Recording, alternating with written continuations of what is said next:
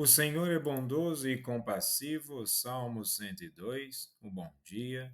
Em nome do Pai, do Filho e do Espírito Santo. Amém. Recorramos sempre à poderosa intercessão de Maria Santíssima, nossa Mãe, e de São José, o Justo. E que possamos permanecer nessa caminhada quaresmal de buscar maior entendimento como Deus é bondoso e compassivo para conosco. E tal sentido nos aproxima da misericórdia de Deus. Na primeira leitura de hoje, do livro do Êxodo, capítulo 3, versículos 1 ao 8 e versículos 13 ao 15,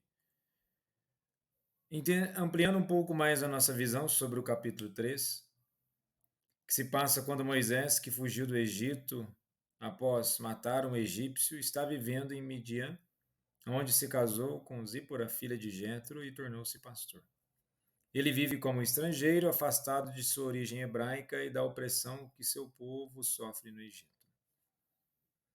E temos um chamado no versículo 1. Moisés apacentava o rebanho de Jetro, seu sogro, sacerdote Madian, conduziu o rebanho além do deserto e chegou ao monte de Deus, Horebe.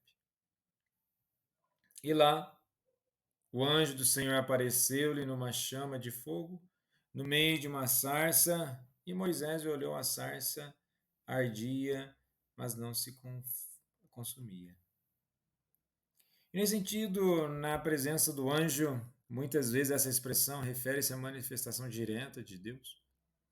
O fogo é um símbolo frequente da presença divina, purificação e santidade. E a sarça ardia, mas não se consumia. Indica a transcendência de Deus. Ele está presente na criação sem ser destruído por ela.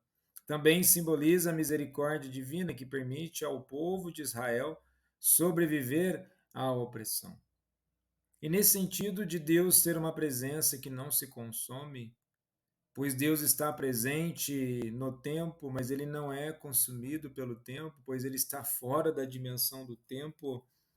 Mas independente de todas essas questões, Deus se faz presente.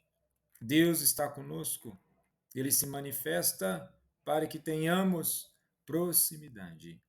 E nesse sentido, Deus nos chama nas questões ordinárias do dia a dia. Vejamos, Moisés estava trabalhando como pastor e ele é chamado. É no cotidiano. E devemos estar atentos às sarças ardentes de nossa vida, pequenos sinais da presença divina. E Deus vê e ouve nosso sofrimento. Assim como Deus ouviu o clamor de Israel, ele vê nossas dores e age para nos libertar, muitas vezes através de pessoas que ele envia. E o nosso chamado exige o quê? Humildade. Moisés precisou tirar as sandálias como sinal de reverência. Quando nos aproximamos de Deus, devemos deixar para trás nosso orgulho e nos dispor a servir. Devemos deixar para trás tudo aquilo que nos afasta de Deus.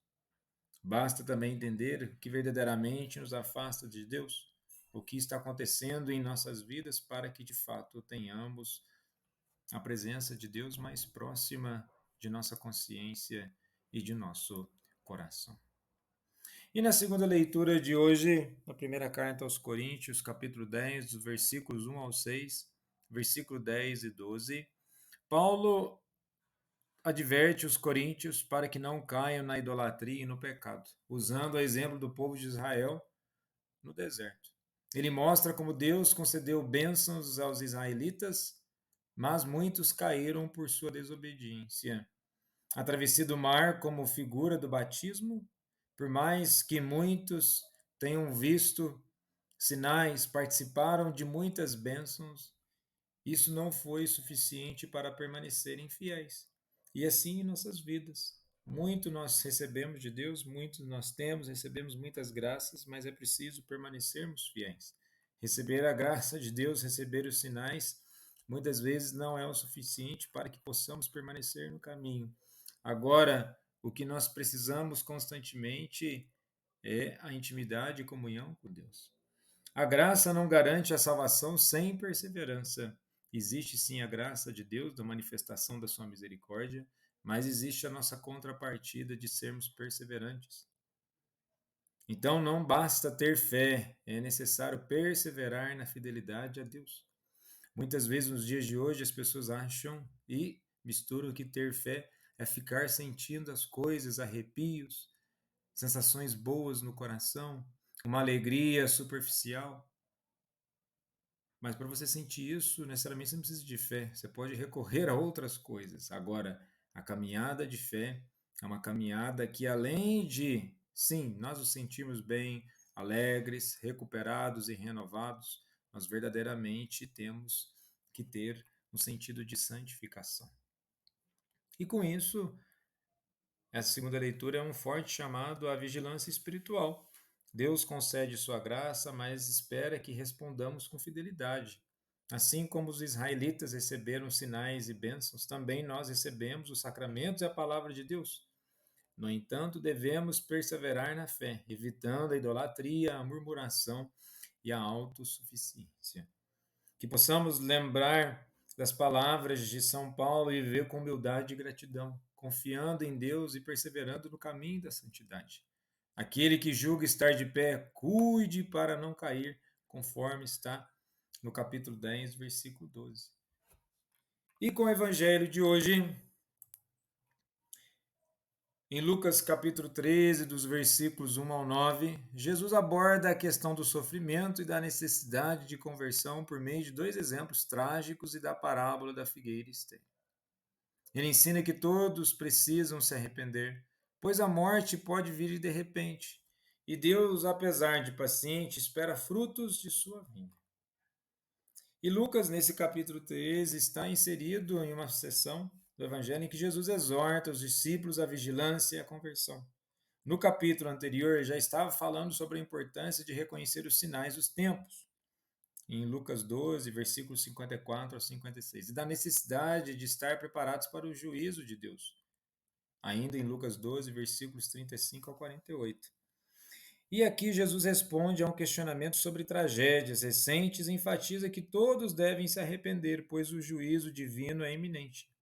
Muitas vezes há pessoas que dizem que ciclano ou tal pessoa morre de forma trágica, ou que Deus queira que tal pessoa morra de tal forma porque aquela pessoa não foi fiel.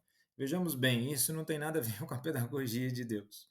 O sofrimento não é castigo direto de Deus. Jesus corrige a mentalidade da época que via tragédias como castigos divinos. O sofrimento humano tem múltiplas causas e deve nos levar à reflexão, não ao julgamento dos outros. Nós pegamos o exemplo recente na história do Brasil, no ano passado, teve as enchentes no Rio Grande do Sul e a quantidade de pessoas, assim como líderes espirituais, que falaram um monte de bobeiras falando que Deus estava castigando aquela população. Não tem nada a ver com Deus e essa não é a religião cristã. É uma invenção das pessoas para querer colocar medo nos outros. O que nós temos que olhar é que o nosso tempo ele é curto. Viver é algo muito bom e devemos aproveitar, viver e nos converter ao mesmo tempo. E Jesus, no texto aqui, usa as tragédias para nos alertar. Não sabemos o dia da nossa morte, então precisamos estar sempre preparados. A conversão não pode ser adiada. Deus dá tempo, mas não para sempre, nós não temos para sempre. E a parábola da figueira mostra que Deus é paciente e misericordioso, mas também justo. Se uma pessoa rejeita a graça constantemente, o juízo virá, é uma consequência.